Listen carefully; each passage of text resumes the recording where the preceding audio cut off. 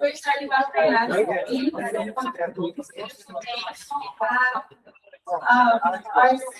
panelists. So how this will go is each speaker will talk about their topic for around 10 minutes. And then we can open to discussion, questions from us, from you guys. So that will last for about an hour and a half. It depends on how many questions we have. So we'll start by introducing them first. So first of all, we have Dr. Spyros Armostis, who is a Greek-speaking Cypriot assistant professor in linguistics at the Department of English Studies, University of Cyprus. He holds a PhD and a master's philosophy in linguistics with specialization in phonetics from the University of Cambridge and a bachelor's degree in classics from University of Cyprus. His research focuses mainly on phonetics, phonology, sociolinguistics, clinical linguistics, graphical linguistics, and documentary linguistics. Focal points of his work have been the study of Cypriot Greek and Cypriot Arabic. He's currently a board member of the Cyprus Linguistic Society and an appointed member of the Cyprus Permanent Committee on the Standardization of Geographical Names. And finally, he's the coordinator of the Sci-Fi Phonetics Lab of the Department of English Studies at the University of Cyprus. Thank you for the introduction. So I understand I have 10 minutes to talk. Okay. With Elena, we thought that all the discussions will be, the first presentation is going to be 10 minutes total, but Okay, it's okay. I think we will let Halil take the 10 minutes for his own presentation. It will be shorter because we know that it's more important to open the floor then on to the audience. Okay, so let me just start by congratulating the organizers for this wonderful event. The whole day has been wonderful, and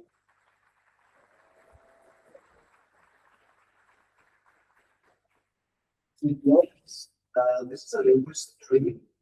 Like, usually, wherever I go, I have to remind people that, okay, what do you speak in Cyprus? We speak the Cypriot dialect. If you're Greek Cypriot, that's Cypriot Greek. If you're Turkish Cypriot, that's Cypriot Turkish. But it has the same name, Cypriot dialect. If they are the other close to see, however you say it, it's Cypriot dialect. So if you move beyond your own perspective, you see there is the other community. But that's not what I'm here to talk about. I'm going to go beyond that even to say that it's not just the two communities that are more in Cyprus. One of them is the Cypriot Arabic speaking community. So I'm going to introduce that because I know that people don't know much about it. If you don't, you are going to listen to me and play Russia to learn a lot. But since I'm talking, Cypriot Arabic is spoken by Maronite Cypriots, but not all Maronite Cypriots. It's spoken by the Maronite Cypriots of Pormagidis, specifically Donjan, so that village in the north. The other three Maronite villages have no memory of ever having spoken this language. So it's only in that village. We understand that after 1974, most of the village fled the south. So the network of the language community broke down. That was the main reason for the younger generation not acquiring Cypriot Arabic as their first language. So currently, the older speakers are, unsurprisingly, 50 years and older, before 74. So that's why Cypriot Arabic is considered by UNESCO to be a severely endangered language. I say language because as of 2008, the Republic of Cyprus has recognized it as a minority language of the island. So with this political statement, it has become a language. Before 2008, it was considered a dialect, not a language. The question was, of course, a dialect of what exactly? Arabic, we can assume, Well, there is no mutual understanding between the comprehension between Cypriot Arabic and the rest of the Arabic varieties for two reasons. Speakers of Cypriot Arabic, or the ancestor of Cypriot Arabic, came to Cyprus since the 8th century colonial era, right? So they have been here for 13 centuries, so they have been cut off the rest of the Arabic-speaking world for 13 centuries. So they have not followed the development of the rest of the Arabic languages, dialects, around the Arabic-speaking world, right? So they sound very archaic to the rest of the Arabic-speaking world. Another reason is because they have borrowed a lot from Greek, Cypriot Greek specifically, and through Cypriot Greek, or from Cypriot Turkish as well. So they have words from Cypriot Turkish like Amjaki, from Cypriot Greek. So through Cypriot Greek, they also took Cypriot Turkish words. And there's a lot of common vocabulary with both Cypriot Greek, but especially Cypriot Turkish, because of the many Arabic words that exist in Turkish in general. So Juma, for instance, is both Friday and week. Juma in Turkish, Friday, right? So a lot of common words with Turkish things that you recognize if you speak Turkish already. So Cypriot Arabic was a language of oral tradition for centuries. This means that it was never written down until the Republic of Cyprus decided to try and revitalize it. We are lucky enough to have joined the EU, which meant that we have to sign and ratify the Charter of Minority and Lesser-Spoken Languages in the European Union for us to be accepted in the EU. Or else we wouldn't have done anything for any minority languages, to be honest. So that made the governments in general to pay attention to minority languages. The first one they recognized was Western Armenia in 2002. So that was just before our accession to the EU. And then in 2008, they recognized Cypriot Arabic. Sanna. This came up earlier. Sanna in Cypriot Arabic means our language. This is a very common way of referring to one's language. They call it our language. So San means language, and Na at the end means our language. So this is Cypriot Arabic. I can talk for it about it, but I guess this very short introduction is good for questions for you to ask later. So let's move on to the next speaker.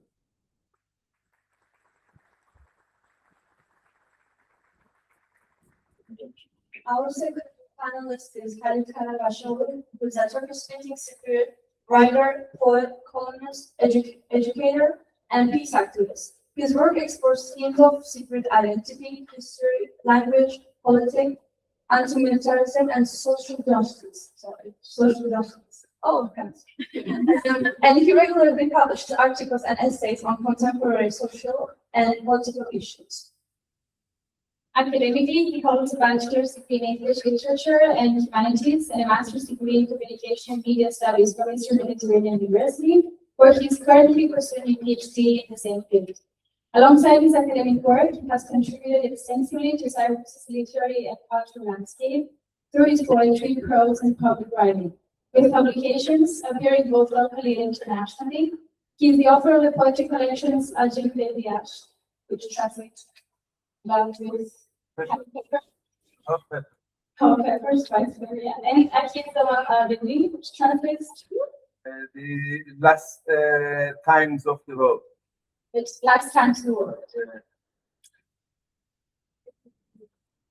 Hello everyone, thank you very much. My speech my speech titled Kıbrıslıca is a tool of decolonial liberation. Kıbrıslıca means Gibrizlica.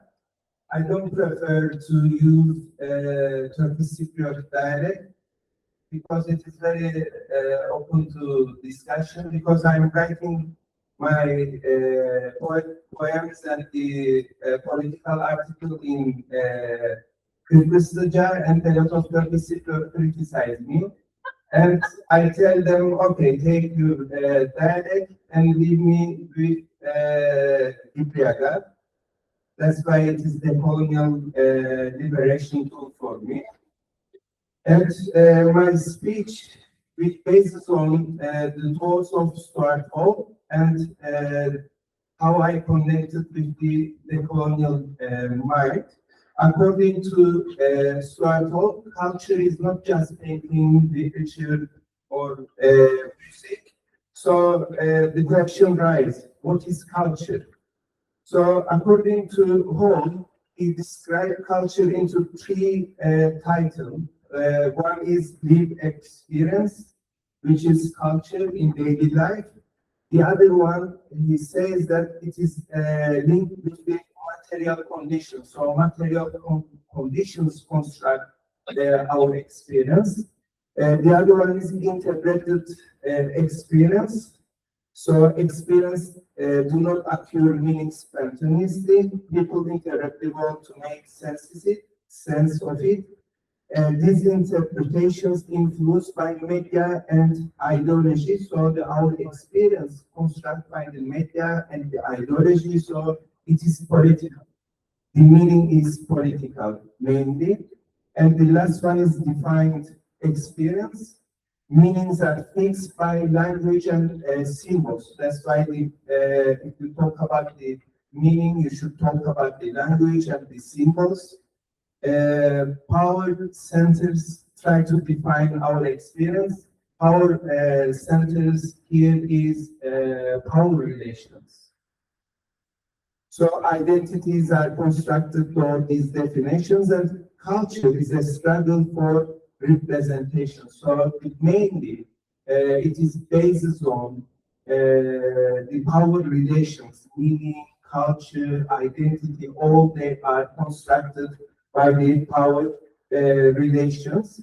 So according to Hall, meaning is produced. I mean, it is production. Meaning is the production. It is not nature. Meaning is production, and struggle for power take place. And culture is a side of this struggle.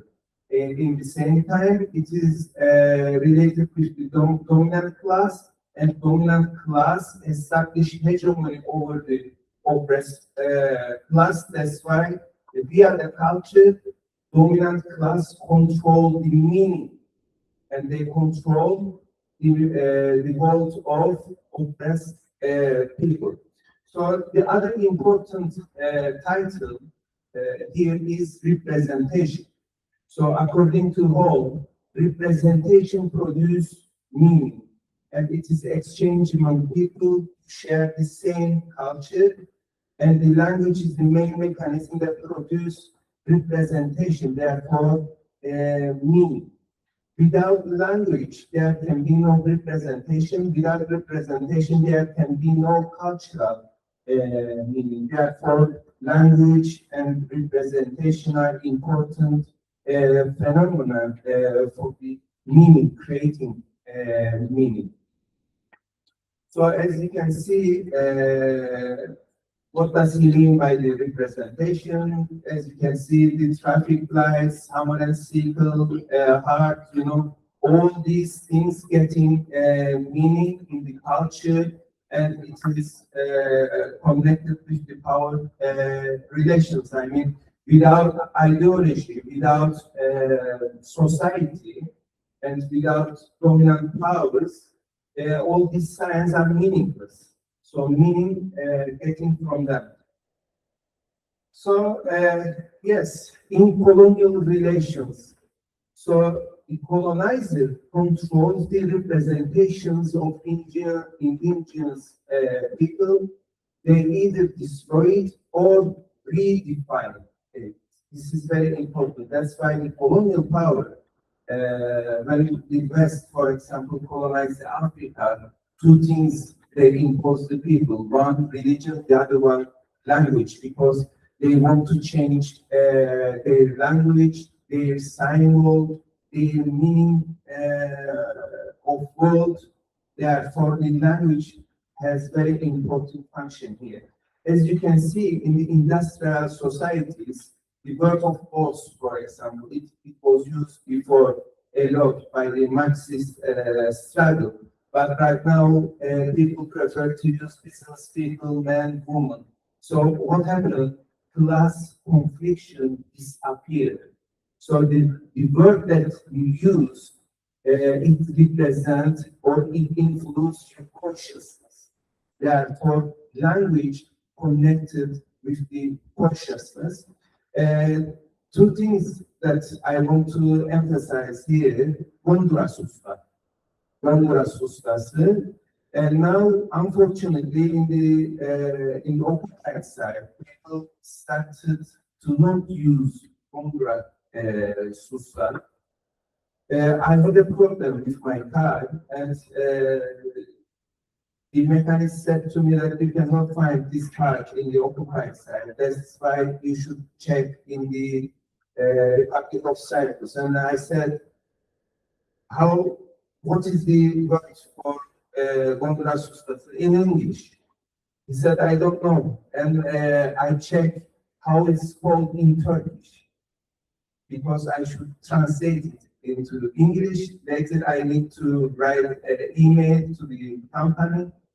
Anyway, first I learned that Turkish people call amortisör. Later, I checked dictionary and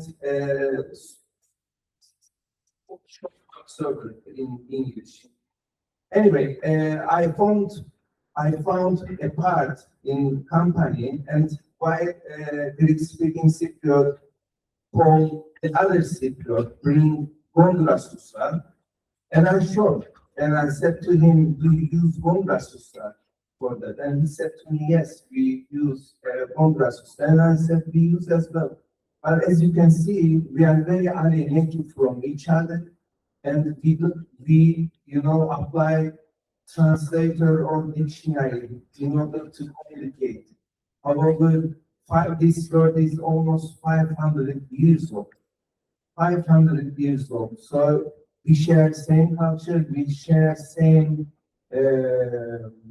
history and same memory. This is very important.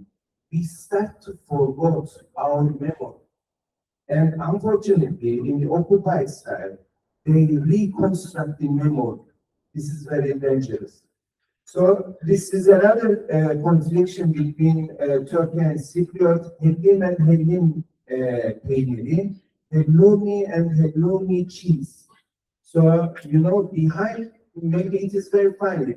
Turkish Cypriot says it is Helloumi, and Turkish said it is Helloumi cheese. And they discussed for a long time. But behind of that, Turkish-speaking Cypriot, I prefer to use Gibrizlica-speaking Cypriot. They insist their identity and their meaning of the world. They insist. They don't want to, how can I say, live under the stereotype of the Turk. Therefore, whenever we stop these discussions, it means that colonial confliction disappears. So this is confliction between colonizer and native people. So indigenous representation and working class representation are distorted by the dominant power. The language and representation, the world of meaning, the present colonized are controlled. This is very important tool for colonization and creating alienation. The present colonized begin to interact with the world of the language of dominant powers. That's why the people call dialect, but I don't prefer to use dialect. Non-standard language is human right. This is our human right. Nationalism imposes us their standard, and they impose us to live according to their standard. No, Cypriot, all Cypriot, they are non-standard people, and as a human, it is human right to live as a non-standard condition. because they, nobody has the power to show us this is the right or this is the wrong. We have a right because we are human. And we should remember that we are human, but they don't think that we are human. The colonizer, therefore, imposes its own language, religion, and these standards. It seeks to assimilate the colonized, controlling their worldview and making them resemble the colonizer. In other words, they impose us their stereotypes. So this is alienation. So three important things were done when the Republic of Turkey was declared. This is about the standard Turkish alphabet reform, Turkish Language Association, and Turkish Historical Society. What happened? Grammar rules are established. A single type of Turkish is taught in the schools. A common language is used in the media. Non-Turkish words are removed. The language is nationalized, and this is, the basis of nation state. So this revolution happened in Turkey, and they impose us their history and their standard. But to be honest, I don't feel that I am part of this history, and I don't have, as a poet, I don't have any power to, change, discuss Turkish with Turkish Language Association, and it doesn't represent my feelings. It doesn't represent my dreams. I mean, I saw my dreams in Gibrizlica, Ledra. I fell in love in Ledra, but they asked me to translate myself while I am writing poetry. And why? Why I don't have a right to live non-standard? I express my love in non-standard, but while I am writing my poetry, I must write in standard. So this is confliction. And, as a poet, it creates alienation with the text. The text that I wrote, I'm alienated with this text. And this is confliction and contradiction. So, Kıbrıslıca refers to use representation of indigenous people in the context of Turkish settler colonialism. I define the northern part of the Cyprus as a Turkish settler colonialism. So it means indigenous people creating their own world of the meaning. This is very important. Their own world of the meaning, not their own symbols. Because if they are God, Kıbrıslıca belongs to us. And we decide, we determine, we live it and we produce it. But now, the standard Turkish or standard Greek, we don't have any power to influence it. Thank you very much.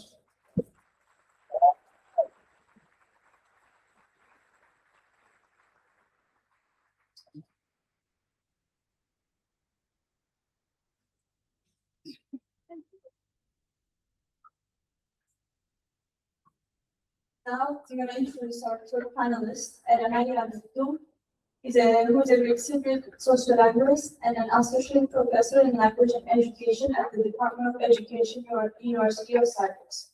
She holds a bachelor's degree in education, a master's degree in applied linguistics for language teaching, and a PhD in sociolinguistics and education. Throughout her academic career, she has served as a lecturer and assistant professor at the Department of Education, University of Cyprus, and research associate at the Center for Applied Language Research at the University of Cyprus. Her research focuses on the social theory of language, language variation, multilingualism, and the relationship between language and identity. As a trained ethnographer, she has a particular interest in linguistic ethnography and the study of linguistic communities. She also explores the pedagogical dimensions of language teaching with a focus on literacy, gender-based education, and fostering metalingualistic awareness to promote functional and critical literacy across all languages. Thank you. Thank you. Hello, everyone. Yansas, Merhaba. I'm very happy to be here. I'm going to use some of my sociolinguistic theory, I'm going to talk about Cypriot Greek with combining it with 2 or 3 sociolinguistic terms. And I think it fits well with what we heard both from Spyros and Gibrizlica, the other Gibrizlica. So I'm going to be talking about the other Gibrizlica because we use the term Gibrizlica also. So Gibrizlica number 1, Gibrizlica number 2. 3 things I would like to talk about is linguistic variation. The second one is the concept of national language. And the third one is the complaint tradition we have in public discourse. And all these will be focused on Cypriot Greek, okay? And hopefully this will start the discussion. So in sociolinguistics, the first thing you learn as a student is that the linguistic variation is everywhere, meaning that the natural state of things is multiplicity. Multiplicity in languages, in dialects, in registers, in voices, in styles, in identities. And if we go back to the biblical myth of the Tower of Babel, if you know the myth of Tower of Babel, basically people they decided to build a very high tower to reach God, and then God cursed them to speak different languages, so they couldn't finish the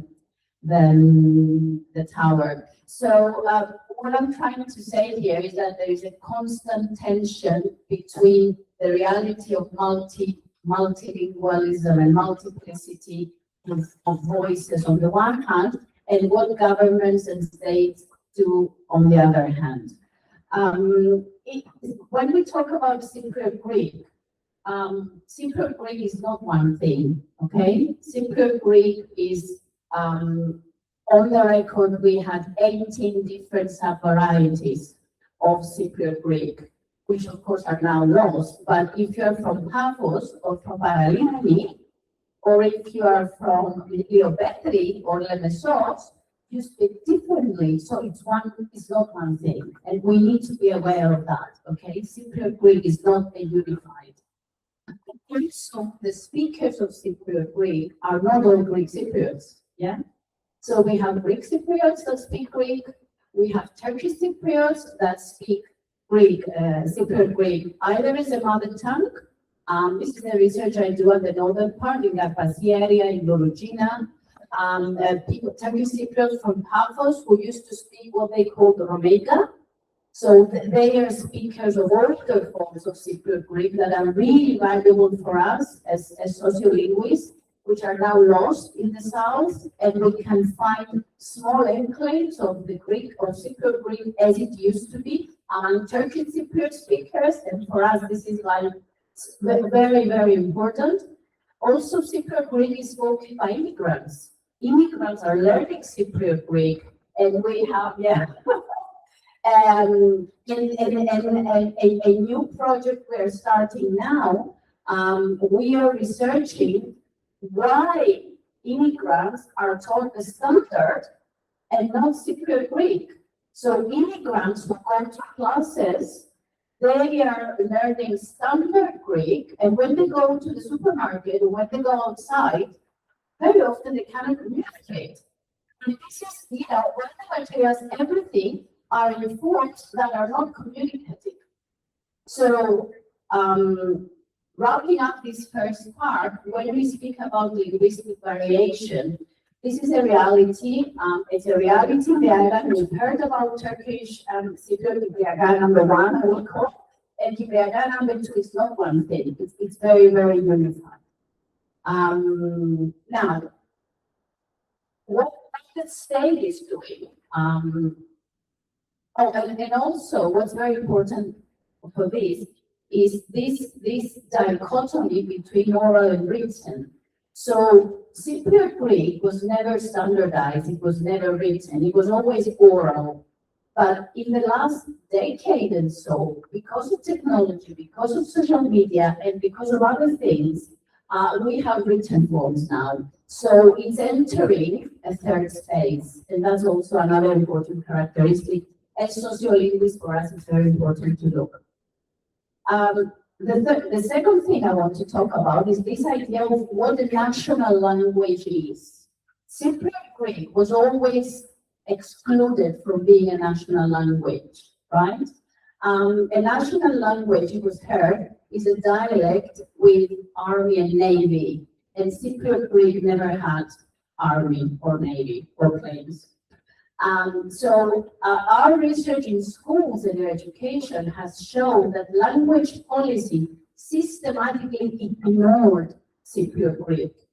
If anyone would open all the formal documents, the national curricula, everything was in standard, but the reality of classrooms as we documented it, Cypriot Greek was everywhere.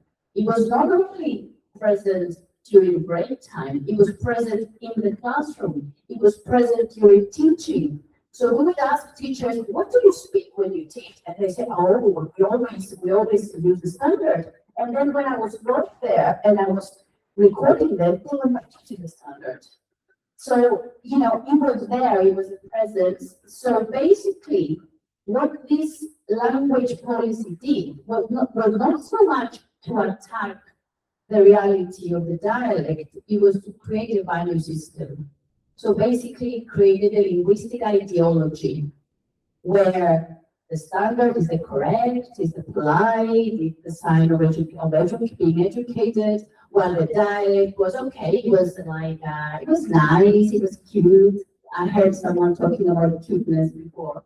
But also, you know, it was rude, it wasn't correct, and all that. So a value system was created in schools. We call it sociolinguistics, a linguistic ideology was set, right? And the third point I want to make is in public discourse, when we talk about public discourse, so what is heard about the reality of the dialect in the media, from public speakers and so forth, we have two main arguments. And all these are documented by researchers, so it's not just my opinion. So I'm telling you what we found doing, analyzing public documents. The first one, we have a widespread, what we call complaint tradition. Everyone complains. The teachers complain. The inspectors complain. The president of the republic complains. Everyone complains.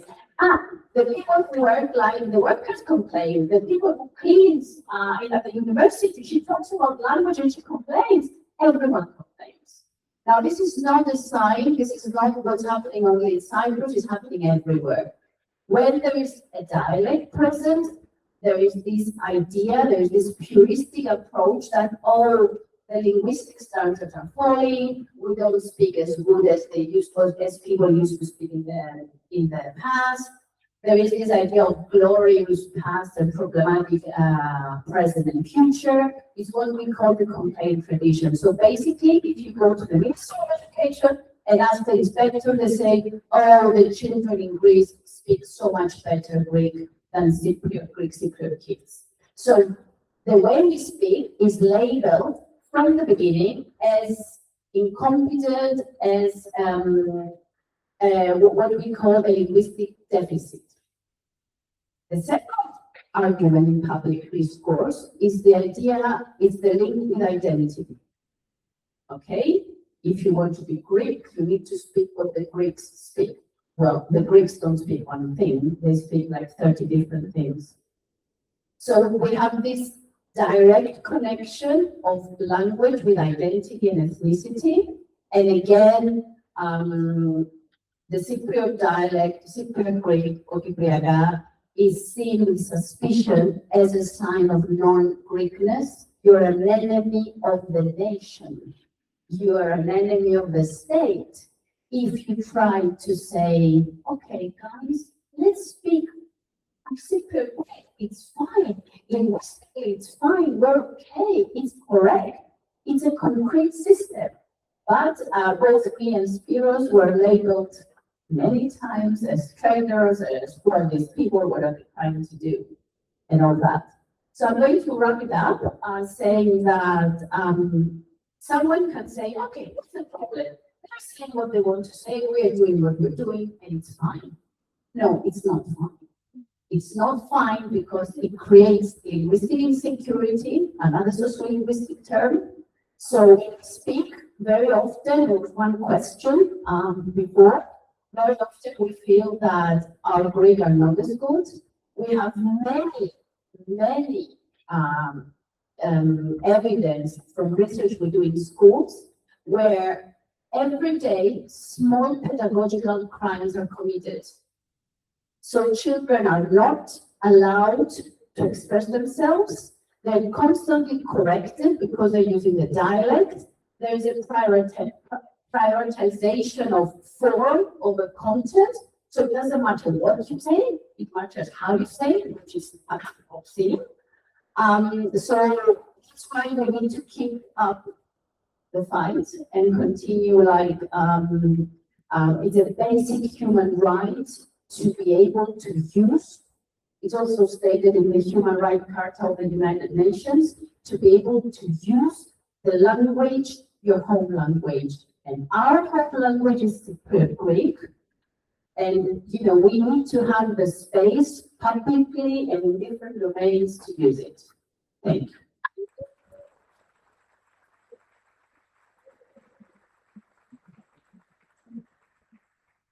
Thank you so much. I think we've had lots of good results. To get the discussion going, I personally have two questions. If I could start, and then everyone else can add. So my first question goes to Professor Armostis. So I was wondering if now that with Cylingual, Alasia, Sanna elements are added to archives games. This is just, as I said, a repository attempt and an awareness attempt. But since the community seems to be, I don't want to say dying, but disappearing slowly or The language of the community. The speakers of the language. So I think essentially my question is, can the dialect survive outside and be learned by me? I don't identify as Marmite, but if I learn it and if it's systematically can it survive organically? That's the $1 billion question. We are trying to revitalize it, to maintain it, but in order to do so, we have to create new native speakers. That's only done if the perception of the language among the political community changes. So if they feel proud about their language, they will start speaking to their children. But the parents nowadays do not speak Cypriot Arabic. They're not native speakers of Cypriot Arabic. Their grandparents are, which makes things even more difficult to maintain. We have one or two examples of grandchildren the grandfathers, grandmother, grandparents, and they speak Sanna to the child. So that child became native speakers today. That's like a miracle. What we try to do as linguists is to document it, create teaching materials, teach it to young generations. But if you teach it after the age of 5, it's a second language. It's not really a native language. So you're not creating new speakers. You're just enabling the learning of the language. You can learn it. There are evening courses. I have attended those. So Halil has offered such courses. You can learn it. But that's a foreign language, it's a second language, not as a native language. This doesn't create new speakers. So if we haven't done anything about it, the estimate is that by 100 years after so in 2174, the speaker of Cypriot Arabic will die and the language will die with them. This is the prediction of what's going to happen. We're trying to reverse that. We're trying to increase the prestige of the language for people to speak it, but you need a community. You need people to be in a community. So in the most bilingual like this, they start having a network where they can hear the language being spoken. If they're scattered around Nicosia mainly and other towns as well, they don't get this chance. So there's so much we can do about that, unfortunately. Sorry guys, if I can just ask the second one. In your poetry, I'm assuming you want to and do use Cypriot. And I was wondering if you could give us some examples of how this is employed melodically in the poem, and maybe give us like an example, that would be great. Because, I mean, you know more about it. Poetry, melody, and rhythm goals, it's very important. So I'm wondering how this goes sort of together. Right now, I don't have any example with me, but to be honest, it was really difficult for me first when I started, because all my education based on standard Turkish, and I read standard Turkish, and we don't have enough books to read non-standard Turkish with the other. This is the disadvantages, because as a poet, you feed yourself from the standard Turkish. That's why it was really, you know, at the beginning it was struggle for me to write, because the sound in the poetry that I try to combine, all of them, you know, the criteria was standard Turkish. So it was, you know, another advantage for me to keep or to create the harmony in the poetry in the Cypriot. In the Cypriot.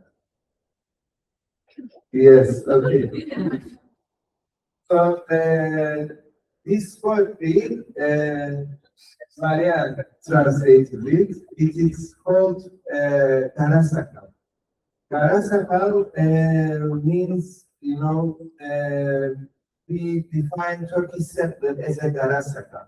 How this discussion started in TMT. You know, in TMT, Cypriot soldier and Turkish soldier had a conflict, and the Cypriot soldier started to define them as a Karasakal. So I had a daughter, and my daughter never had a chance to drink from tap water. When I was a child, we had a school, and we go and we drink water from the tap. So now you cannot allow to drink water in occupied site, because it is not drinkable. So this was very good experience for me, and I took her, and we went to Atalasa. And I said to her, we keep our hand like this. When I was a child, and we used to drink water from our hand.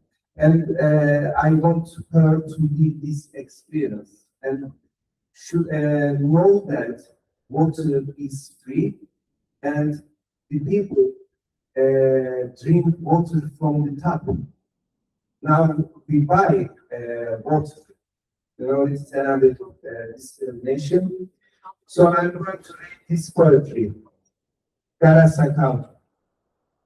Kızım 4 yaşında, çeşmeden gana gana hiç su içmemiş daha. Küçücük ellerini birleştirip biriktirememiş avuççuklarında. Ben çocukkana bir topun peşinde koşarkana, İpsilat'taki mektebin bahçesinde ağzımı dayadım çeşmeye, içerdim köyünün suyunu gana gana. Evvela suyumu kirletti Karasakal. Sonra dükkandan su sattı bana, su getirdi solinalardan. Şükran etmemi istedi kendine, su getirdi diye bana. Karasakal olmasaydı, ölüp gidecektim bu yaşta. İnandım ben de bu yalana. Thank you very much.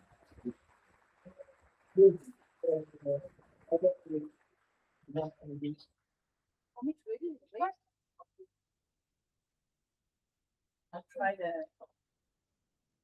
There's a Greek translation. Okay. Μαυρογέννης. Η κόρη μου είναι 4 χρονών. Δεν έχει πια ακόμα νερό από την βρύση. Δεν έχει γεμίσει νερό τις χούφτες της, σμίγοντας τα 2 χεράκια της. Όταν ήμουν παιδί και έτρεχα πίσω από μια μπάλα στην αυλή του σχολείου στον Ψηλάτο, ακουμπούσα το στόμα μου στη βρύση και έπινα με όρεξη το νερό του πολυνομού. Πρώτα, λέρωσε το νερό μου Μαυρογέννης. Μετά, μου πούλησε ξένο νερό. Έφερε νερό με τις σωλήνες και ήθελε να του είναι και ευγνώμων που το έφερε, γιατί αν δεν ήταν ο Μαυρογέννης, θα είχα πεθάνει εδώ πέρα. Εγώ πίστεψα αυτό το ψέμα.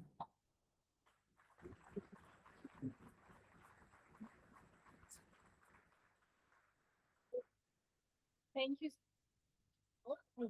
Thank you so much for this, both for the translation. Thank you, Maria. Thanks a lot.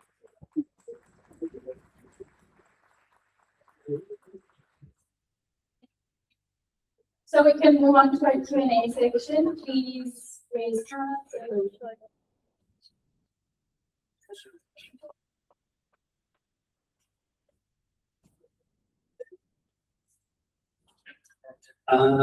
So thank you all again for what you told us.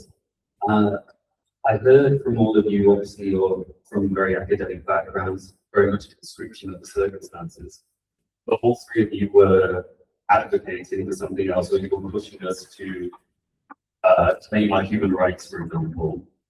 What exactly should we be advocating for it other than not this?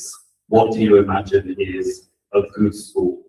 Like, what is a good education policy for Cyprus? What is the state of affairs that we should be more satisfied with, basically?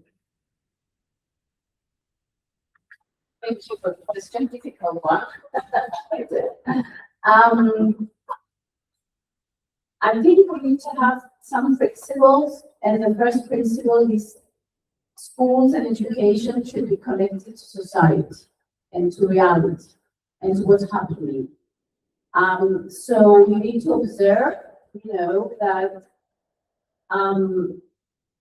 what are the languages that are spoken around us, not only in terms of the division between the dialect and the standard, but also, for example, what are the foreign languages we are taught in schools, in public schools? In Greek Cypriots learn French. Okay, French is fine, but we don't learn Turkish.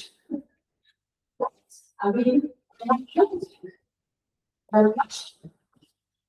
So I think a good educational vision is to be connected to what are you going to do to improve their lives, and not to glorify past and build upon fear and build upon insecurity. So they are building fear. You're going to lose your identity. You're going to lose this. You're going to lose that. Yeah, I think that's one starting point.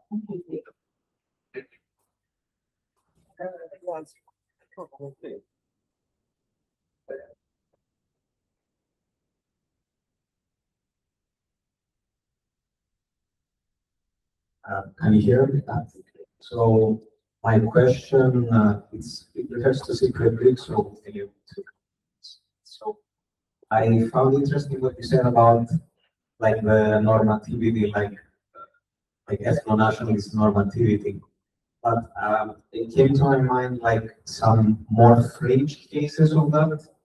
So one thing that, for example, we saw with the whole Challa controversy we had with one in Eurovision was even those who weren't like inventing some moral panic, they might have said, oh, but it's Cypriot, but it's like, or it's a wrong Cypriot. Like it's not like is just throwing some random words and calling it Cypriot Greek while using a package of standard Greek. And so I was wondering, like, how does that fit into this concept of normativity, where the Cypriot Greek of the past that was discriminated against is now used as kind of an unattainable standard that modern Cypriot Greek speakers cannot attain?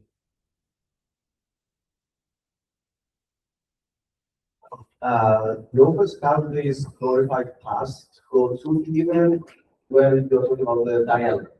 So this is what we call in sociolinguistics the norm. So it's the non-movable, older males usually, and females.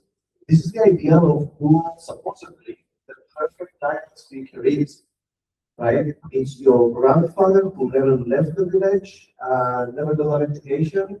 That's the perfect Cypriot Greek or Cypriot Turkish or Cypriot Arabic, etc. This is not just a Cypriot spiral, this is an international term, right?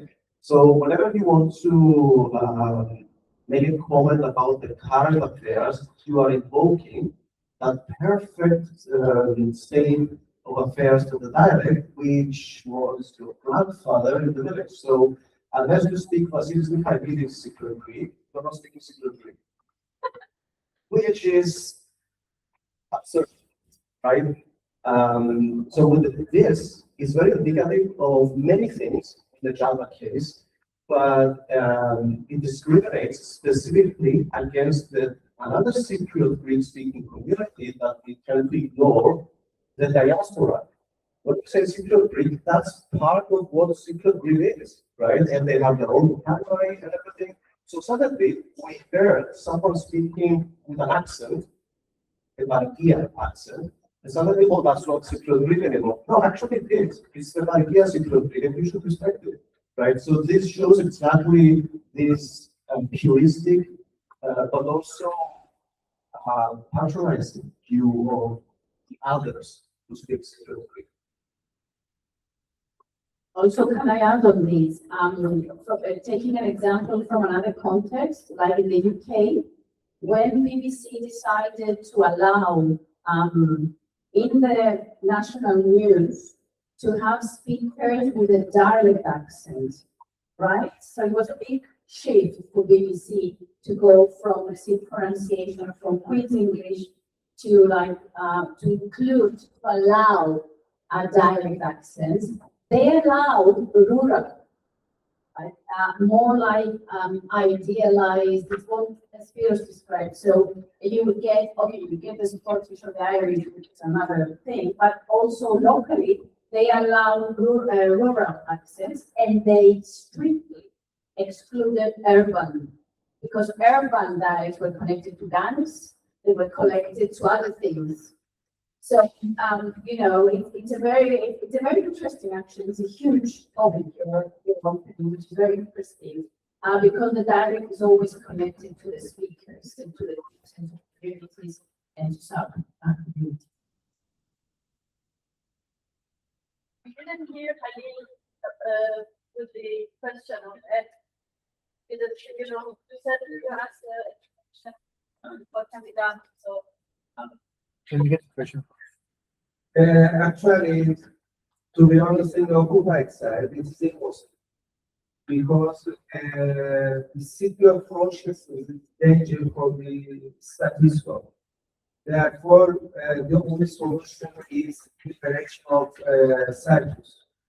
So after when you have a power of Ministry of Education, you can start, because after the 1974, 1978, I guess, our education depended on the Turkey, and our curriculum decided by the Turkey.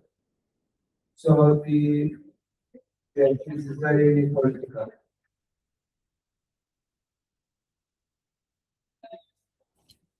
Should we go to the back, please? Yeah.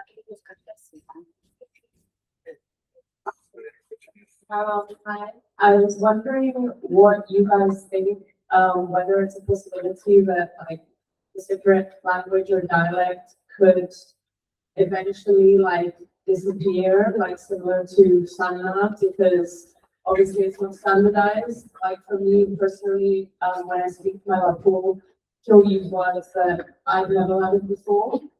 So it would probably be the same. For example, my generation has grandchildren. I'll probably use words that they won't use.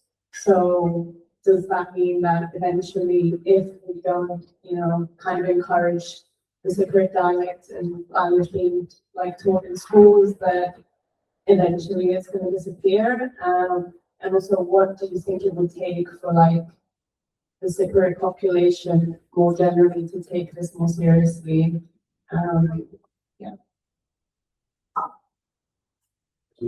Different contexts, so maybe we should go on to communicate. So I guess you're talking from the perspective of the South? Yes. Yeah. Okay, and then how you can talk about the law. Language change is inevitable. It happens with all dialects, with all languages, and we always observe that we don't speak the same way as our parents and grandparents, and that's only normal. So if you observe that the word is not used anymore, then it's just normal. Doesn't mean that the dialect is dying, and also the dialect is not any language. It's not just words, it's the grammar. Mostly it's the grammar. So if we are assimilating to standard, whatever standard that is, it's not really happening right now from what we observe. It's closer to the standard than it was like in older generations, due to more exposure to the standard. But I would see it as being threatened. Linguists hate making predictions, so we don't know. But I would say the opposite is true right now.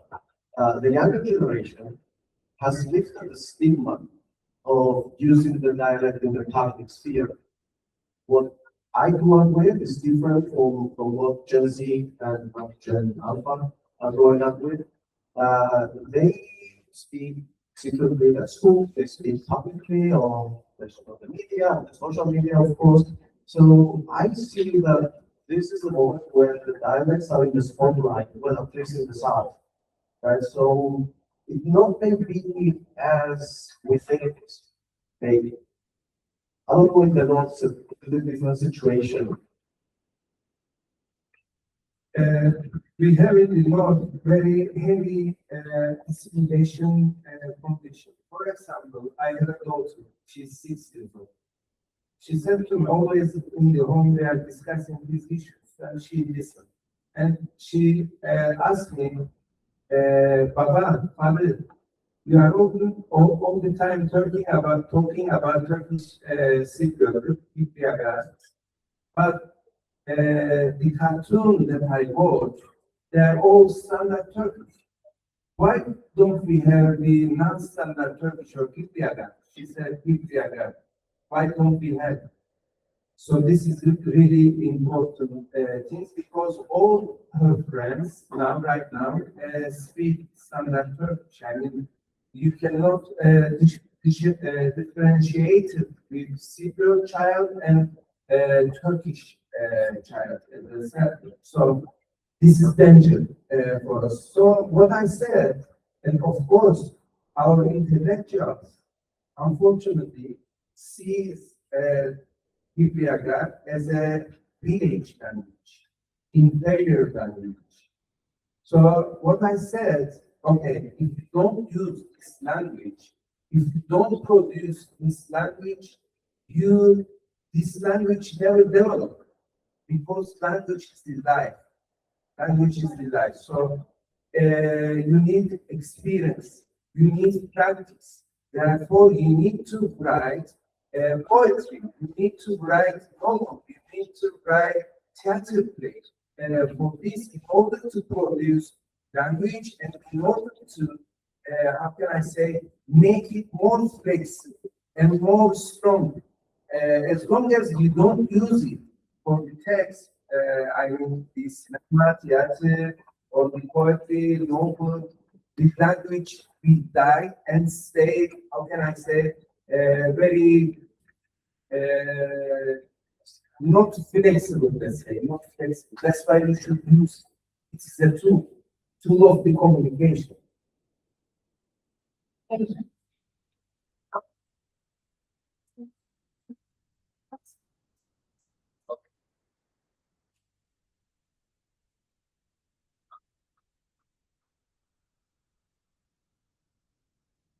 I just wanted to ask you if you could talk about maybe the psychological impact of basically the oppression of these dialects, these languages, what it does to people. For example, the politics it inevitably leads to.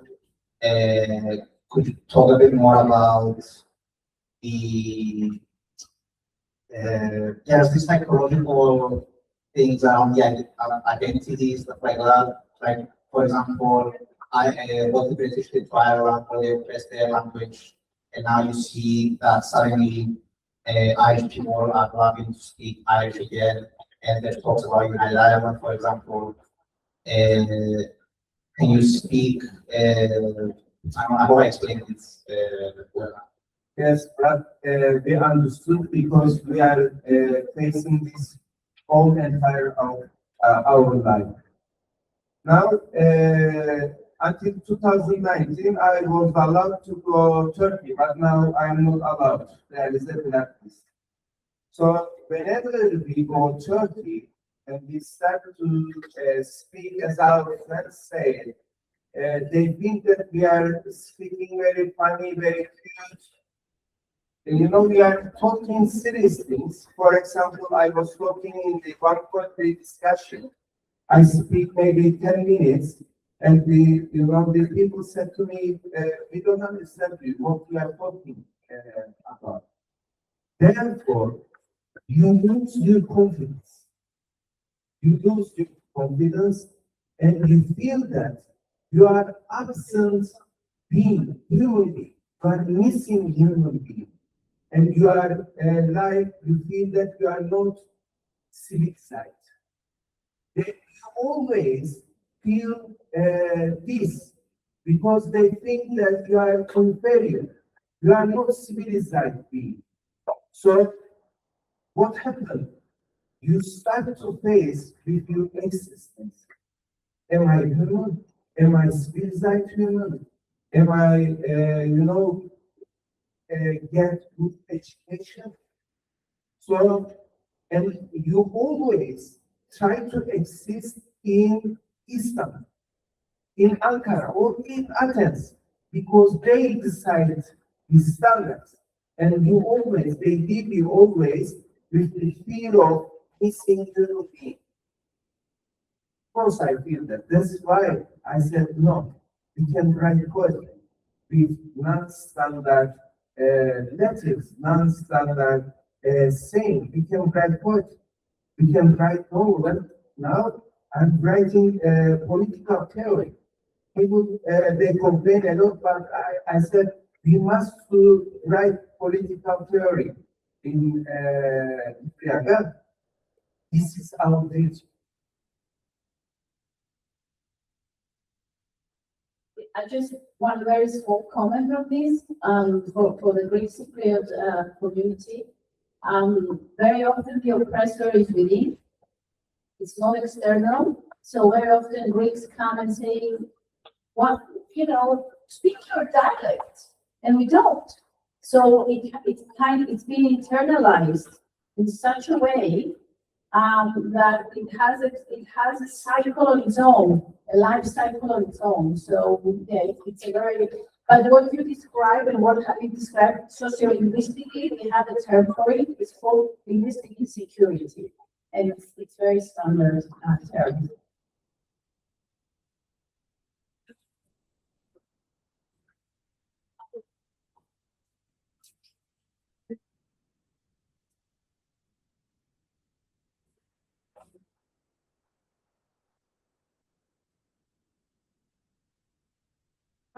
Should be yellow.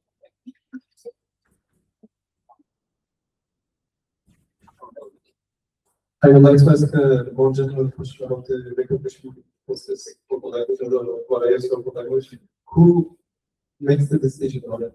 How does it start? Who is it like about the decision, or what are the requirements for such a thing for a language to be accepted and recognized officially in its written form, in its written version? Because if you take, for example, Arabic into account, there's many dialects, there's many versions, and for example, if I want to learn Arabic, I choose a dialect.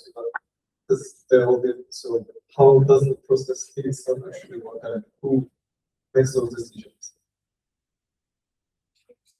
I can start and very interesting. Thank you for the question. When we are in arguments with the nationalists, they refer to the constitution. And they say, but the constitution says that we need to learn not standard. It says Greek and Turkish.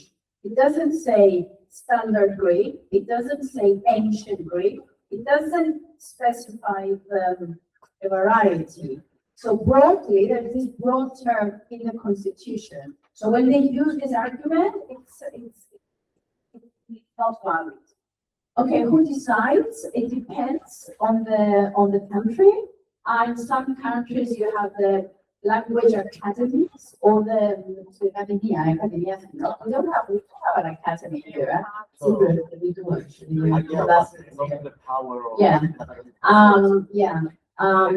So usually it's a political decision made by the government and promoted by the ministry, but it needs to have different mechanisms and other associations that work with that. If you're interested, there is a lot of work called language planning and language policy, and that you can see all the different steps. In Cyprus, who decides? The states. Well, basically never decided. I mean, it was what it was there, and we keep following for Greek Cypriots for the south. We're following in terms of language what Greece does. So when in Greece, the formal variety was Karapas, the pure form of pure, the puristic form. In Cyprus, we adopted Karapas. When there was a reform and they brought back Timotiki, we brought back Timotiki. When there was the coup with the junta and they decided we go back to puristic, we went back to puristic. So yeah, it's Turkey decided.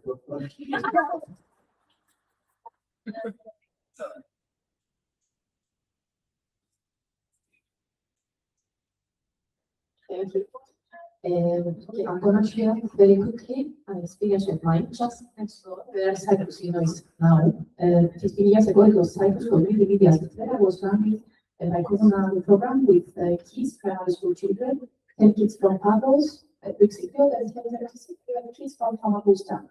We prepare them and we get them understand before that they will not be able to understand each other's language. They should not feel guilty or excluded or anxious or fear, and parents discuss also with them about this. And after we came for the very first session, it was a whole-day session, we found out they got to know each other, they understood with their own way each other, and after the first year of the project, we had as let's say facilitators of the project to create the vocabulary with the common words that the kids discover. I mean, in the Cypriot Greek and the Cypriot Turkish. And that observation of mine, what we could have an intercomunal by comunal school, engaging, children together in playful activities, not only structured activities, not just a formal curriculum. If they would be able to learn each other's dialect or language, in a spontaneous or more natural way. So this is what my question. Would that be possible if we have an intercomunal school? Would that be possible that children learn, let's say from kindergarten, when they go to gymnasium, would they be able to speak only this natural interaction? Without being taught in a formal curriculum. And if we discuss about the formal curriculum, let's say, if we visualize a school, as a common school, if we imagine this, my own experiences with history, teaching history, addressing political Cypriots, other communities. We discuss about multiculturality, identity, trauma, and other things. What are the challenges if we want to teach languages to children coming from various communities in Cyprus? Would that be possible in a multicultural environment? I would love to listen to your discussions on challenges or I don't know, structural ways of doing this or anything. Thank you so much. And now for your speeches. I'll start with a small comment. I'll give it to Elena Ioannidou to publish is more skilled than me to address this question. But what you described is exactly how Cypriot Sign Language was created out of oppression. So in 1951, when Turkish Cypriots and Greek Cypriots who were deaf were brought together to learn how to read the lips of those who spoke oral languages, because that was the method back then. They were not allowed to use signs. During the break, they would sign, they would create their own signs. So this is how the Cypriot Sign Language was born. It was a common language created by Turkish Cypriots and Greek Cypriots. And one day the Turkish Cypriots disappeared. It was 1964. And they took on their own path, but the basis is the same. Just to say that it may work, but this was out of context, out of the hearing context. Now you need to take into account the context here. Where would that school be? Right? What is the dominant language around it? So I'm passing this to Elena. Yeah, the answer is yes. If there is a political will, we have many examples from different countries, Belgium, Canada, Luxembourg, but also, from other countries as well, that they are teaching through different languages. And there are different ways of doing it. There are many books written about it in the last 30, 40 years. So it could be done, not only in a natural way, but I'm not against formal teaching. If you're going to learn a language as a second language, you need formal, you need to teach the grammar, and you shouldn't be afraid to do that. So yeah, if we have many cases of successful examples of what we call multilingual education, trilingual education. Where there is a big challenge is when you have also immigrants and other languages. But also there are pathways we could follow. For example, why not teach a unit in Arabic and have an exam in the upper education system when you have refugees coming to Cyprus when they're 13, 14 from Syria, from Palestine, and they are teaching their top ancient Greek. And why don't you put an exam in Arabic or have an elective in Arabic? So there are very, but we have a very conservative education system. If they invite us, we go and we propose, but they never did. So.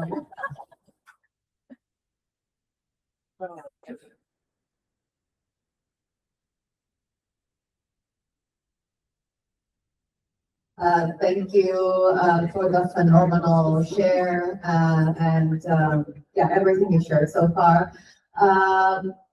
So I'll add a bit of context before going into my question. I lived for years in Australia, and there you have the longest living continuous civilizations in the world, the Aboriginal cultures. So it's much easier to trace the changes and the shaming and the killing of the languages and the dialects in the only 200-year history. So they were an oral tradition, and they would, the 300 nations that were Aboriginal, they would split it in language groups. For example, the Wurundjeri language group, the Yolngu language group, and so on. And they would meet with the different language variations and dialects. They would often meet and share knowledge, resources, trade, and so on. And language wasn't an issue because it wasn't written down. They kept it alive and they kept moving with a living organization that's a language without losing any of the knowledge and wisdom.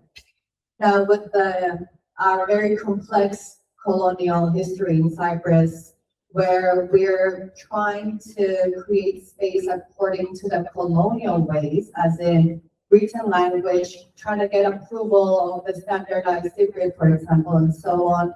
And in the process, we lose a lot of our identity, our language, and we adopt the shameful kind of external views of, like Turkey and Greece, how they do Cypriot. My question is, while we are very rightly, and thank you, Halil, for the work that you're doing, trying to create space and recognize the written form of the different Cypriot dialects, how do we at the same time maintain the oral kind of richness and evolution of our language without trying to get someone else's approval of, hey, acknowledge and recognize our language, and then continue, having it, and we acknowledge it and we go forward. Hopefully this makes sense. I couldn't get your question exactly. So my question is, yes, it's great that we're fighting to have the Cypriot dialect as a recognized language. While we're doing that, how do we not let that part take away from the Cypriot dialect itself and the way that it's evolving, and for the multiple communities sharing the language and evolving it together to continue happening at the same time?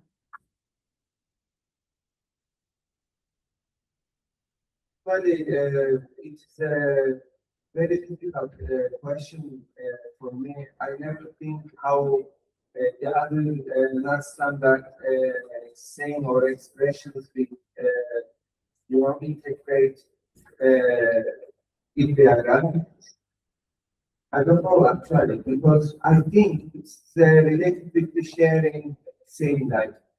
Because language, as I said, back then the shared experience. So if I think it's related to resistance as well. I mean, if you resist together, if you share the life together, language, you need language, maybe the Cypriot need language, be reborn from amalgamation of these different dialects. So it is for me it's a very complicated problem, but it is not impossible.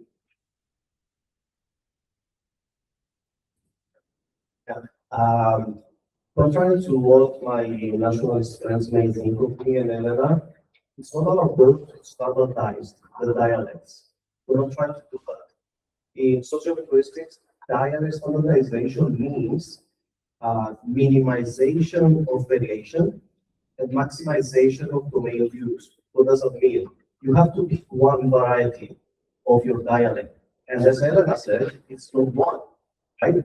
They have to do it in Alasia project, as they describe it. They have to choose, right? Imagine creating the grammar and dictionaries for a standardized Cypriot Turkish dialect or Cypriot Greek. It would mean that you have to leave things outside for it to be used in the maximum of domains, in public sphere, courts, education, etc. This is what standardization is. We are not trying to do that. We're not trying to minimize the variation. We appreciate the variation. You say it that way, I say it this way. This is great. This is fantastic. So we don't want to do that, actually.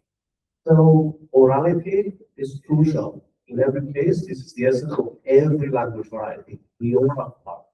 I mean, you can still write Latin. It has been dead for millennia, right? But this is not what makes language language. It's the orality and variety that. So if you want to create a writing system, if you want to write poems, that's great. You can also perform it. Use it naturally. Don't be ashamed to use it in various context and speak it to your children. This is the only way for it to survive. If you don't, it's a trend in the South. They tend to speak in Standard Greek and they tend to learn Cypriot Greek accent, which is weird. It's a reversal of what it used to be the case. I mean, speak in the dialect, the language, whatever you call it, to your children. This is the only way for it to be alive. Just a very small point of that. We were trying for many years to advocate for using like the theories in favor of the dialect of Cypriot Greek. And we were joking with the Spyros that we lost, but we won through the arts. So literature, theater, poetry, it's widespread now to have texts in Cypriot Greek in the dialect. And you know, that it goes and it goes and it's getting stronger. So that's a very important trend I think in the South. Can I get comment? Are you gonna comment? Are you gonna comment?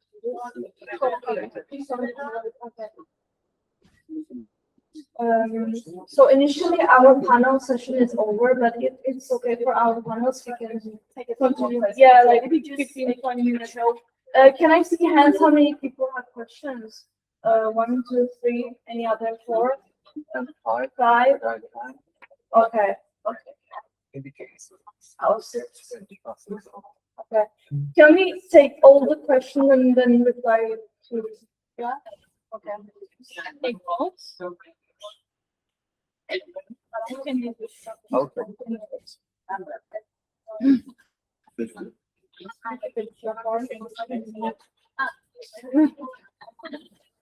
Did you have a question?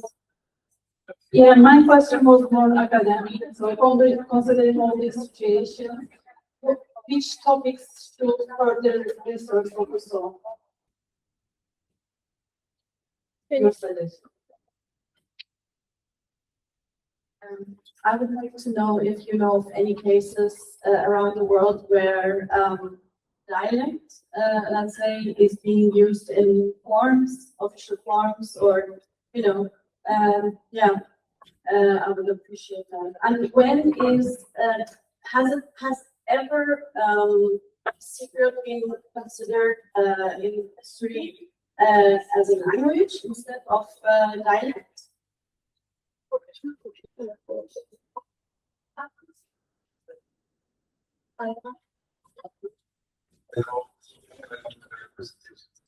Session for this organization. I actually have a question for Elena and Spyros.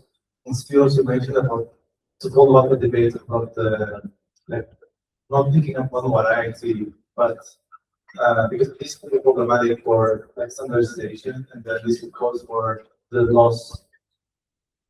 It will result in the loss of other variety.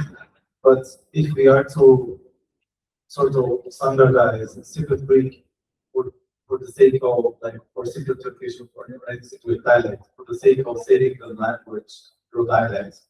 But how, like, if you're not going to pick one variety, how are we going to say? I understand the solution is to use it, but at official, like structural and institutional level, like what would be the linguistic approach to? Yeah, thank you so much for the question. One other question, Elena, about your research. Like, because you mentioned about your research Cypriots who speak Greek in criteria, I might have good news for you that I might know someone who can help you over your research. Okay. And also, I'm also curious, like, what is your like research about? Like, what is the like? Because I think like if you're focusing on Pontic Greek, are you focusing on Pontic Greek? I'm curious about that. And maybe to join Armenia and Turkey, maybe it's also to this research. This I'm very curious about your main guide work.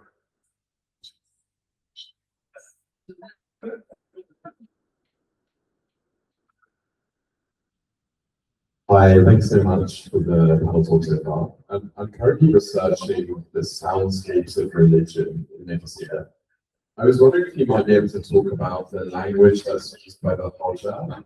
I know that previously there was a movement to have them sing in the Turkish language, and I was wondering if you might be able to talk about that. Okay. I think that's enough. We can get the responses and maybe say one more. This one person here. One, and we had. Yeah, we have three. Okay, let's respond then.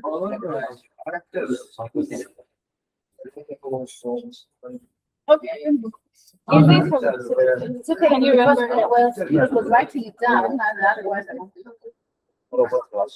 Yeah. What role do you think social media could play into the destigmatization of Gibrizlica and also maybe even for policy change?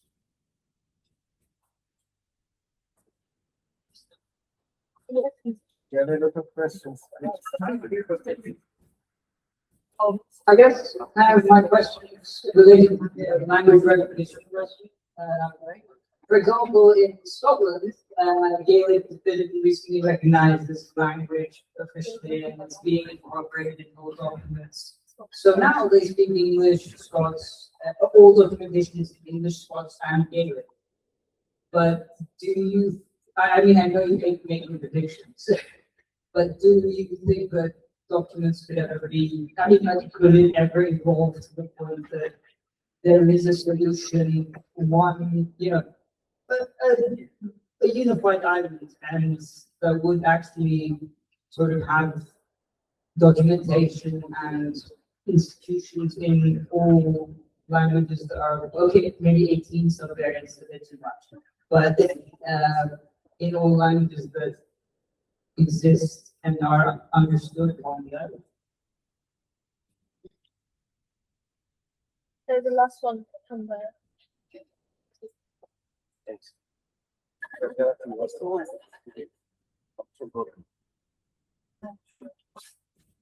Hi, there are too many questions back to back, so good luck.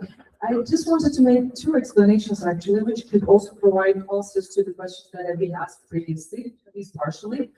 One of them is about standardization versus, you know, protection and promotion of local languages, dialects. In Alasha, actually, we did not necessarily standardize the dialects. This was a huge discussion in our team. We just standardized the teaching content because of that. So there are varieties in the main language, which is being represented in either version. So if a Turkish Cypriot is playing the game, then there are varieties in the Cypriot Turkish, and same for the Cypriot Greek. But when it comes to the words and expressions that we try to teach, there we try to see some standardization simply because it would be impossible for the children then to associate the word with its Greek Cypriot or Turkish Cypriot counterpart. So if there is a, for instance, just an example, it should be, you know, the same in all levels. It shouldn't have a variety so that people can remember afterwards. Other than that, there is variety, but to the extent that game is allowing for it. So there was, in our case, a compromise between what we decided to standardize and the variety that we kind of put in the game. But some kind of standardization is inevitable. And there was also this question from this beautiful lady over there. Is there any example where dialects are used in public official fora? I come from Belgium. I've been living there for 10 years. It's a perfect example of where different languages that originated from other countries are used in education, in public services, etc. The French that's spoken in Belgium is different from the French spoken in France. And it's also the case for Dutch and for German. They're different. Dutch is apparently a lot more different than the Dutch spoken in the Netherlands, but the Dutch that's spoken in Belgium is used in the school system, and it's the same for the other French and German. And nobody even questions why we're not learning the French of the France or Dutch of the Netherlands. It's just normal because, as Elena said, that reflects the reality of the society. For instance, a very typical example, the numbers, 90. For instance, 80 is 80, 90 is 90, but it's 90 in France. In Belgium, we call it 90. So it's like 90. It's a very different way of saying it. It's a very different way of writing it. Sometimes France ridicules the Belgian for changing it, but it's how the children learn it. My daughter never learned that 90 is actually 90. She has no idea. For her, it's not. And they're so confident about it. Belgium is a very good example of how local linguistic varieties can be used in public service and education and health everywhere, basically.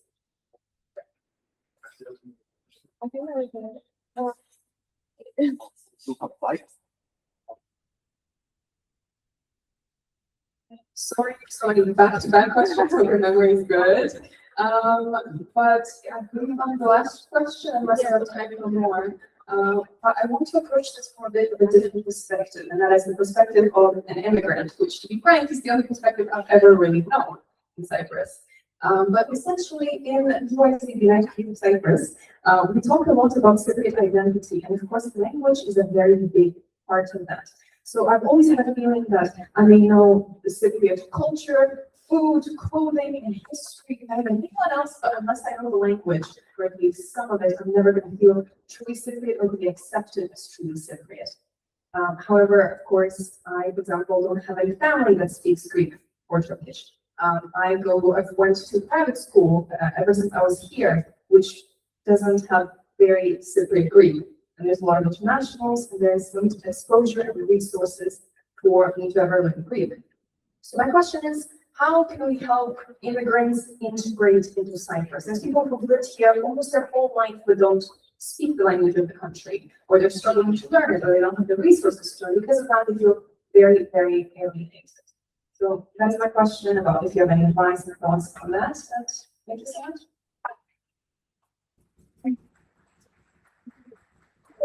My joke. How are we going to screen? Can I start with the last question? And then we, I think everywhere, in every, this is a global issue. If you want to have more access, you need to learn the language of the communities, right? So I think, yeah, you need to find ways to learn what the people speak. It sounds very simplistic, but that's how it is. The problem with that is what I mentioned earlier. I have many friends who started going to classes. I also have Turkish Cypriot friends who usually from their family, and they came to the evening classes, the afternoon classes to learn Greek, and they were learning standard, and no one wanted to learn standard because they wanted to speak and communicate with the people. That's an anomaly we have, and we're trying to do that. But other than that, I think you need to find ways to learn, to learn local languages. And for that to be possible, we need linguists to actually produce teaching materials for the dialects. And thankfully, this has been done. It's been done in the last 5 or 10 years. We even have, like Spyros here, who teaches Greek as a second language. He also teaches Cypriot Greek. For about okay, I'm advertising here, but there are many other people that I work at advertise as well to do that. So there are online materials, so there are ways that they are not just so much advertised. Okay, next question. That I think related with your is whether Cyprus can have everything in all its languages and varieties. Like we already answered this. So it was a question from related to Scotland, if we can have everything in every language. Well, supposedly we could have everything in 2 languages. That's what the Halil Cyprus is already doing. So it could theoretically do it with more languages, but I say theoretically because anything that feels Cypriot is off the table. So if it's Cypriot Greek, Cypriot Turkish, even Cypriot Arabic, the reason that Western Armenia was first recognized in 2002 and Cypriot Arabic was not, was because it was a Cypriot variety. They didn't want to recognize it because they felt threatened. I don't know by what. But when they realized that actually nothing is going to happen to us if we recognize this as a language, they were fine. So you can see that realistically this will never happen, but theoretically it can. Next question. Yeah, I can't get your hand. So which topics should the research focus on? That was a good question. I think one very interesting topic is language acquisition. So it was already mentioned what's happening with very young ages, how they acquire the dialect, the standard. We did some research showing that Greek and Cypriot parents, when they speak to their children, they're using standard. When they speak to their pets, they're using standard because it's a language of authority. But then kids, when they go to school, they're speaking the dialect. So I think there is a very interesting area. But also, depends. I mean, I'm sure Spyros would have a different answer or more phonological. Or... I think there are so many things we can investigate inside those. It's a very many dialects of languages. It's a linguist paradise. So yeah. There was a question about Karapaşaoğlu for you. And a social media one. And the social media one. So Karapaşaoğlu was regarding whether. Yeah, my research, I'm looking at villages and areas in Karapaşaoğlu, but not only Karapaşaoğlu, who Cypriot Greek at home. So Turkish Cypriots, who they had older, like grandparents, whenever you didn't know any Turkish. So there is a strong presence of Cypriot Greek around. For example, Karaburno is one example, Regina. And I'm looking at what is the language they're using. So I'm describing linguistically, because for us it's very, very interesting because these are lost varieties for us. And for some reason, because of 1974, they were put in the fridge and they're there. So it's very important to document, but also the connections to identity, to community, the tensions they face, you're Turkish Cypriot, we don't know where you're Turkish, what's the problem with you. So there are many stories of that are hidden. They're not. And also the settlers who came from Trabzon, they brought with them Pontic Greek. So it's the first time in Karapaşaoğlu that two main varieties of Greek are crossed. Cypriot Greek and Pontic Greek are used in the area of Karapaşaoğlu, which, linguistically for us, it's a heaven. It's amazing what's happening. But these are stories that are hidden from public discourse. They're not, there is no light on them because it doesn't serve anyone to know that there are these. It's not, okay, you're Greek, you speak Greek. You're Turkish, all these complications, these things in the public discourse that are unwanted. So yeah, that's my research. And I have a work I can send you if you're interested.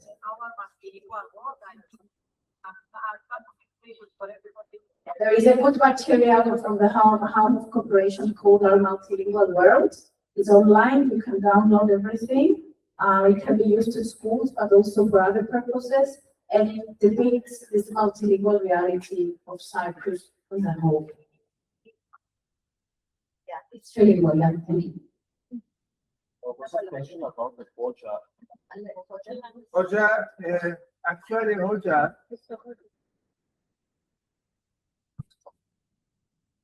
Is it not true? The things that you hear, it is not Turkish, it's Arabic. And we should huge discussion because we don't understand what Hoca says.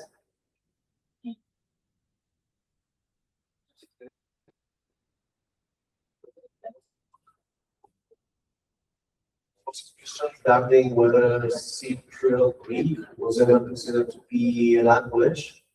Well, that was a point in time where they didn't question much the terms language and dialect. So during the Frankish period, they had the French legislation and they wanted to translate it into a language so that people could understand.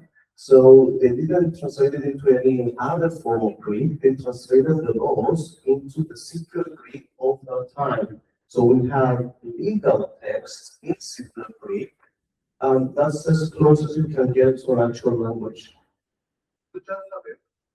Greek. Yes, the Greek alphabet. There's a question about how we can standardize dialects.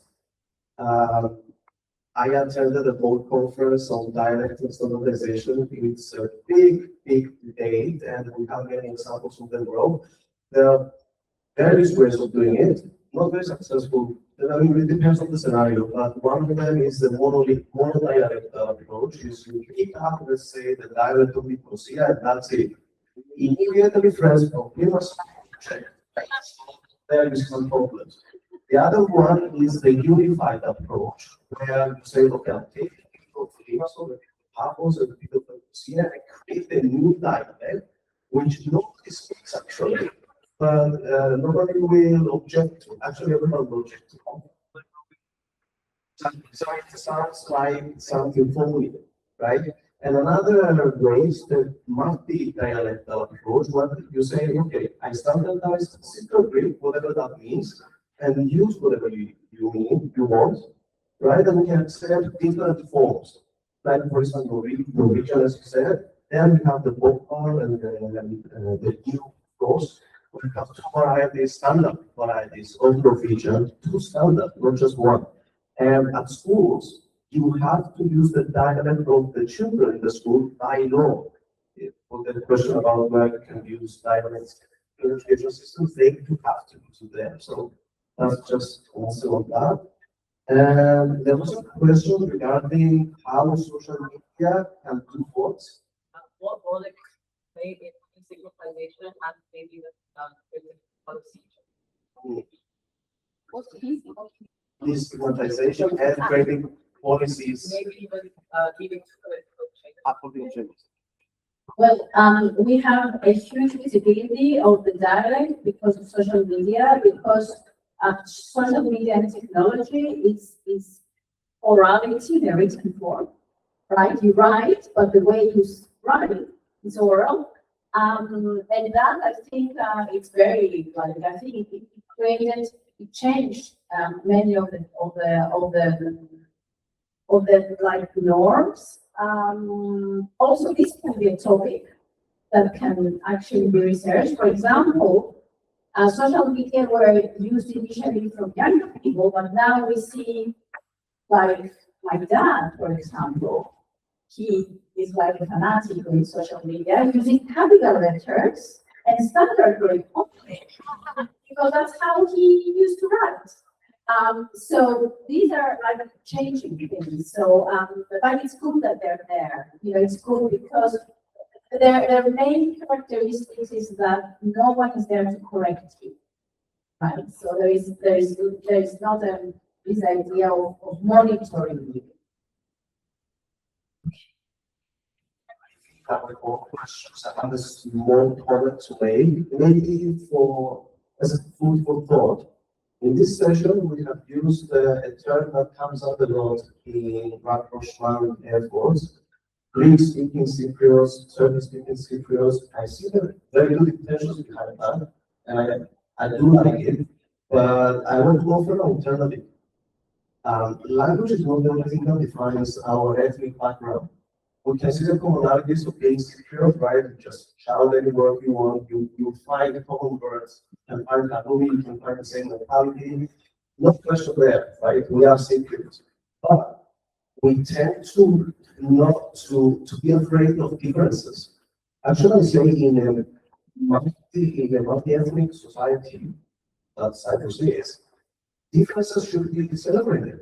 What makes us unique as Greek Cypriots is not just our language, it's not our dialect. It's a lot of things. Like I have named it, right? I celebrated that name day with Turkish Cypriots once. It was something I had to explain to them, and it was beautiful to do that with them. So it's not just the language, it's much more than that. And we have so many differences that are exciting to explore. For instance, say thank you is a common word, right? But do you go to 2,000 people in the north? Is it the same as in the south? Do they teach you that dance schools? It's completely different, right? That was fascinating for me to explore. So it's not just language. I say I'm not a Greek-speaking Cypriot because this is not the only thing I am, right? I have multiple identities, right? I'm a Greek Cypriot. The Greek stands for my ethnicity. It doesn't mean I am Greek, right? I'm not from Greece, right? I'm from Cyprus. And that's something I'm proud of. I'm proud of my Cypriot commonality with everyone in this room. I don't know who's Turkish Cypriot, who's Greek Cypriot. Here, everyone looks the same, right? But I'm also proud about the things that I can show my Turkish Cypriot friends and my Maronite friends that we have different from them. And it's beautiful, right? And think about the Maronites for a minute. Should we call them Sanna speaking Cypriots? Would the language dies, they will become now Greek speaking Cypriots? Would they change their identity? Right? So it's not just the language, and this answers also the question about the assimilation of people who are not from Cyprus, but they grew up in Cyprus. It's not just the language. You're more Cypriot than anyone else who doesn't know our history, right? So language is important, but it's not a defining factor for me. I prefer to be called Greek Cypriot or just Cypriot, or when I was in the US, I was a European, right? So it depends where you are, right? So it's a lot of me, it's not just one me, right? I'm a male, I'm from Nicosia, I'm from UNFICYP, right? I have so many different identities that all of them make I am. So it's not just my language I speak. Just, you may disagree, but I'm throwing it out there as a food for thought.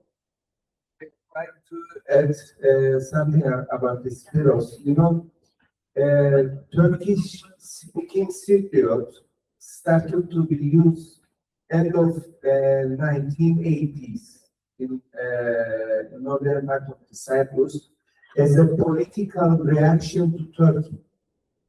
Because we have a lot of discussion about this. First, before 1974, they were Turks, only Turks.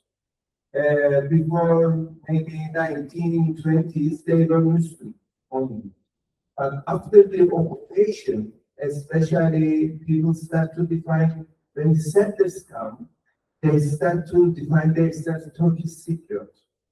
But they realize that actually this is a political reaction, and some people who share the same ideology, they define themselves as a Turkish-speaking Cypriot. Especially first, what I remember, Arif Hasan Tassin used this word. Arif Hasan Tassin, he was speaking Gibrizlica as well from Ledra. And it was reaction to Turkish domination. That's why the people, you understand that the people who define themselves as a Turkish-speaking Cypriot, as a political position, they are more radical. However, what I said, this is wrong. Turkish, we are not speaking standard Turkish. That's why I define myself as a Gibrizlica speaking Cypriot. Because I'm not speaking standard Turkish. Turkish decided by the Turkey, I mean, they have the institution. So the people, you know, had the pressure. That's why their identity, I don't know in the Republic of Cyprus, right? I'm talking about the northern part of Cyprus. As long as your identity disappears, you want to show it. You want to, you know, make it appear. That's why you start to use these kind of words in order to show your existence and make yourself different from the Germanic community, especially Cyprus, for example. You know, you don't know how many are they, but Turkish Cypriot disappeared in the northern part of Cyprus, and they sometimes they said we cross the Republic of Cyprus to feel Cypriot. Not only for the you know, more McDonald's or Burger King. To feel Cypriot, it's very important and very interesting.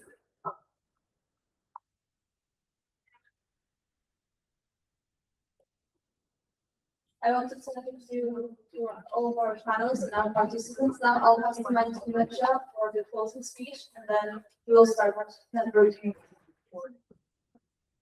I will just say one thing.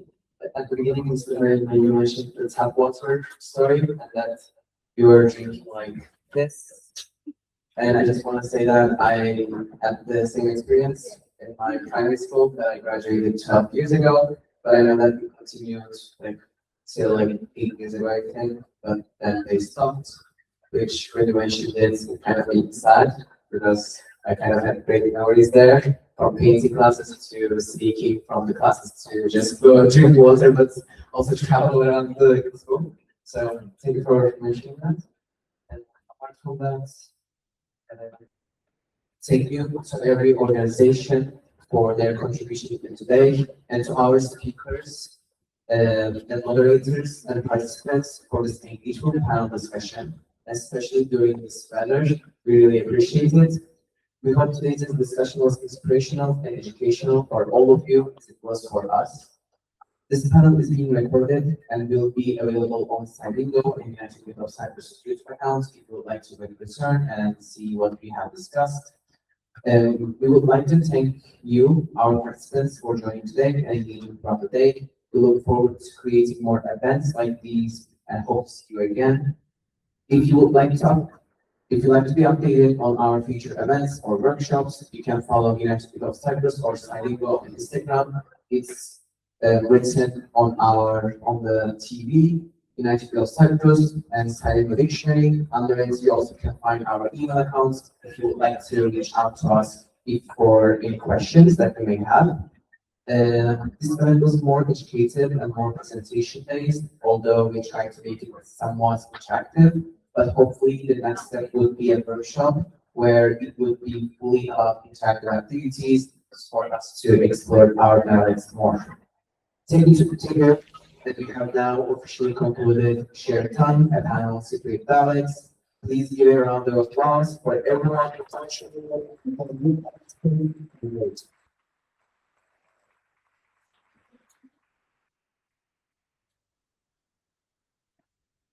since the event is over, you are free to leave, and if you have some things to discuss with us, United of Cyprus or Cylingo, or even with our panelists, you can ask us a question. I guess we will. Thank you.